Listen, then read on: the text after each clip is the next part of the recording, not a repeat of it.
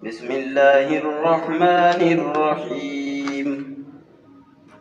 ومن يرغب عن ملة إبراهيم إلا من سفه نفسه ولقد اصطفيناه في الدنيا وإنه في الآخرة لمن الصالحين.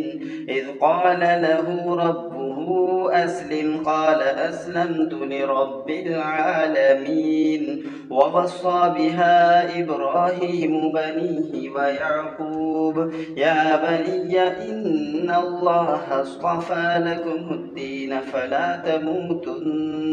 فلا تموتن إلا وأنتم مسلمون. أم كنتم شهداء إذ حضر يعقوب الموت إذ قال لبنيه ما تعبدون من بعدي قالوا نعبد إلهك وإله آبائك إبراهيم وإسماعيل وإسحاق إلها واحدا ونحن له مسلمون. تلك أمة قد خلت لها ما كسبت ولكم ما كسبتم ولا تسألون عما كانوا يعملون. وقالوا كونوا هودا أو نصارى تهتدوا قل بل ملة إبراهيم حنيفا وما كان من المشركين. قولوا آمنا بالله وما أنزل إلينا وما أنزل إلى إبراهيم وإسماعيل وإسحاق ويعقوب والأسباط وما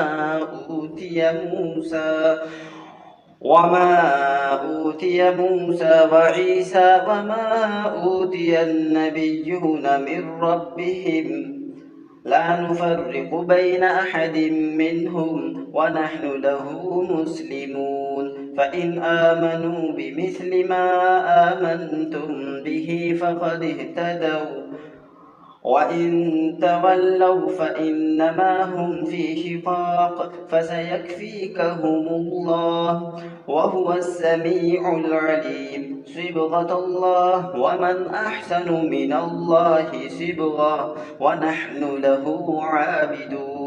قل أتحاجوننا في الله وهو ربنا وربكم ولنا أعمالنا ولكم أعمالكم ونحن له مخلصون. أم تقولون إن إبراهيم وإسماعيل وإسحاق ويعقوب والأسباط كانوا هودا أو نصارى قل أأنتم أعلم أم الله ومن أظلم ممن كتم شهادة عنده من الله وما الله بغافل عما تعملون.